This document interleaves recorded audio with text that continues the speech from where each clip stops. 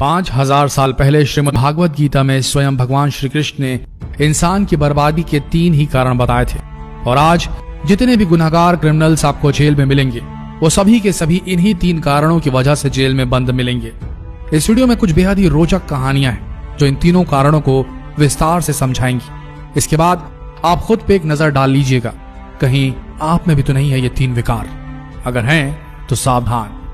श्री कृष्ण ने खुद बताया है कि बर्बादी आपका इंतजार कर रही है, तो बने रहिए इस वीडियो के अंत तक श्री कृष्ण द्वारा दिए गए इस ज्ञान को जानने के लिए। तो पहले आते हैं कहानी पर। प्राचीन काल में एक शाही परिवार में एक लड़के का जन्म हुआ। कम उम्र में ही शाही ठाट बाट से दूर उसे गुरुकुल में भेज दिया गया। गुरुकुल में वह विद्यार्थी सबसे होनहार था। उसने वेदों और शास्त्रों का अध्ययन किया। गुरुकुल में उसकी शिक्षा समाप्त भी नहीं हुई थी कि उसके माता पिता और भाई बहन सभी प्राकृतिक आपदा में मारे गए। ना तो राजसी ठाट बाट रहा और ना ही माँ बाप। शिक्षा समाप्त करने के बाद इस विद्यार्थी ने प्रण लिया कि उसका सारा जीवन केवल लोगों की भलाई में ही गुजरेगा और उसने संन्यास ले लिया। अब इस सन्यासी ने इतनी सारी महत्वाकांक्षा त्याग दी और अब वो ध्यान लगाने के लिए सांसारिक चीजों को छोड़कर हिमालय के जंगलों में चला गया। वहां पर उसने लंबे समय तक तपस्या की और अपनी दिमागी शक्तियों को विकसित किया।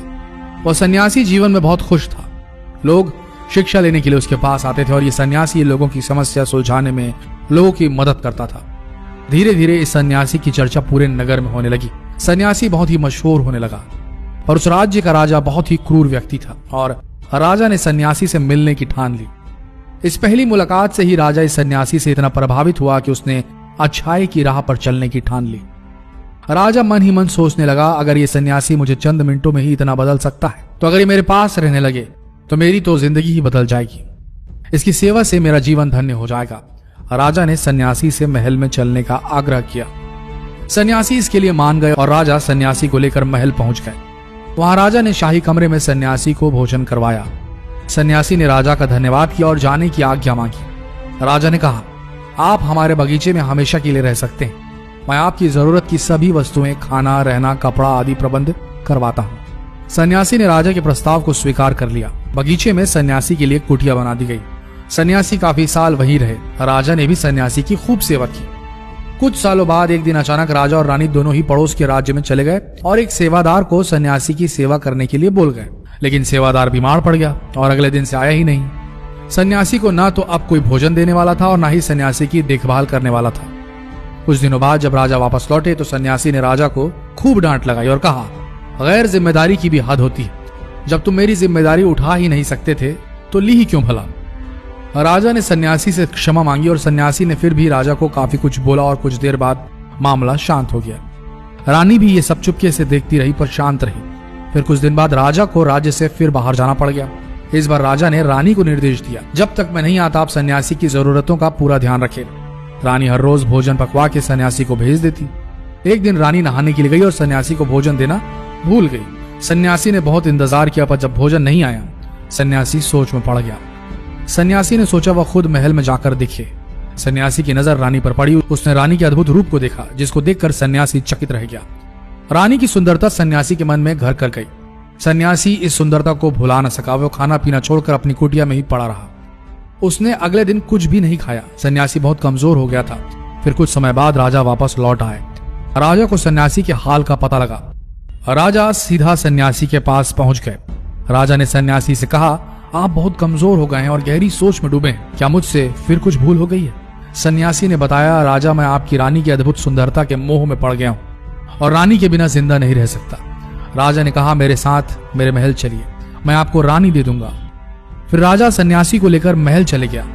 रानी ने अपने सबसे सुंदर कपड़े और गहने पहने हुए थे। राजा रानी के पास पहुंचे और कहा, आपको सन्यासी की मदद करनी चाहिए। वो बहुत कमजोर पड़ गए हैं और मैं नहीं चाहता कि किसी ज्ञानी पुरुष की हत्या का पाप अपने सर लूं। राजा ने रानी से पूछा, क्या आप ये पाप अपने सिर लेना चाहते हैं? सन्यासी आपकी अद्भुत सुंदरता के दीवाने हो गए हैं। रानी ने कहा, मैं समझ गई क्या करना है। और फिर राजा ने रानी को सन्यासी को सौंप दिया। सन्यासी रानी को लेकर जब कुटिया के दरवाजे पर पहुंचा तो रानी ने सन्यासी से कहा, हमें रहने के लिए घर चाहिए। सन्यासी तुरंत राजा के पास गया और कहा, राजा हमें रहने के लिए घर चाहिए। राजा ने उनके रहने के लिए घर का प्रबंध किया। सन्यासी रानी को लेकर जब घर पहुंचा तो रानी ने कहा, घर तो बहुत गंदा है और इसकी तो हालत ही बहुत खराब है। सन्यासी फिर राजा के पास पहुंचा और कहा, राजा घर की हालत बहुत खराब है। राजा के हुक्म से घर ठीक करा दिया गया। फिर रानी नहा धोकर बिस्तर पर बैठ गई और सन्यासी भी रानी के पास आ गया। रानी ने सन्यासी से कहा, क्या आपको पता नहीं कि आप कौन थे और आप क्या बन गए? आप एक महान सन्यासी थे जिसके लिए राजा भी सारी जरूरत की वस्तुएं स्वयं उपलब्ध कराता था, और आज आप वासना के कारण मेरे गुलाम हो गए। ये सुनकर सन्यासी को महसूस हुआ कि वो तो एक सन्यासी है जो अपनी सारी सुख सुविधाओं को छोड़कर शांति की तलाश में जंगलों में चले गए थे। सन्यासी जोर जोर से चिल्लाए और रानी से कहा, क्षमा कीजिए रानी, मैं उस दयालु राजा की रानी को अभी सौंप कर आता हूं। रानी ने प्रश्न किया, महाराज, उस दिन जब आपको भोजन नहीं मिला आप बहुत क्रोधित हो गए थे। मैंने आपको ये रूप पहली बार देखा था, तभी से मैंने आपके व्यवहार में परिवर्तन महसूस किया। सन्यासी ने समझाया, जब मैं जंगल में था तब मुझे तो समय पे खाना पीना भी नहीं मिलता था, पर महल में आने के बाद मुझे सुविधाएं मिली और मैं इसके मोह में फंस गया। मुझे इसके प्रति लगाव उत्पन्न हो गया, फिर इसको पाने का लालच हुआ। जब मुझे ये नहीं मिले तो क्रोध उत्पन्न हुआ। सन्यासी ने बताया, सच ये है कि इच्छा पूरी नहीं हुई तो क्रोध उत्पन्न होता है। क्यों पूरी नहीं हुई, और अगर पूरी हो जाए तो लालच बढ़ जाता है और चाहिए। इस बात को एक बार फिर से सुनिए, इच्छा पूरी नहीं हुई तो क्रोध उत्पन्न होगा। क्यों पूरी नहीं हुई, और अगर पूरी हो जाए तो लालच बढ़ता है और चाहिए।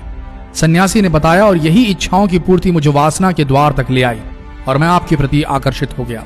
इसके बाद सन्यासी को समझ आ गया कि उनको जंगलों में वापस लौटना चाहिए और उन्होंने ऐसा ही किया। दोस्तों, श्रीमद् भगवद गीता के 16वें अध्याय के 21वें श्लोक में स्वयं भगवान श्री कृष्ण ने नरक के 3 द्वार बताए हैं, और ये 3 द्वार हैं काम, क्रोध और लोभ, यानी कि लालच। अब जरा सोच के देखिए, आज जितने भी क्राइम इस दुनिया में होते हैं उनके पीछे ये 3 वजह है या नहीं। जितना हो सके इस वीडियो को शेयर करें और लोगों को इन तीनों विकारों से बचाएं।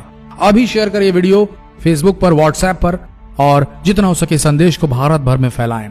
मिलते हैं अगले वीडियो में, तब तक के लिए अगर आपने अब तक हमारा ये पेज फॉलो नहीं किया है तो यही सही समय होगा, अभी फॉलो कीजिए। मिलते हैं अगले वीडियो में, धन्यवाद।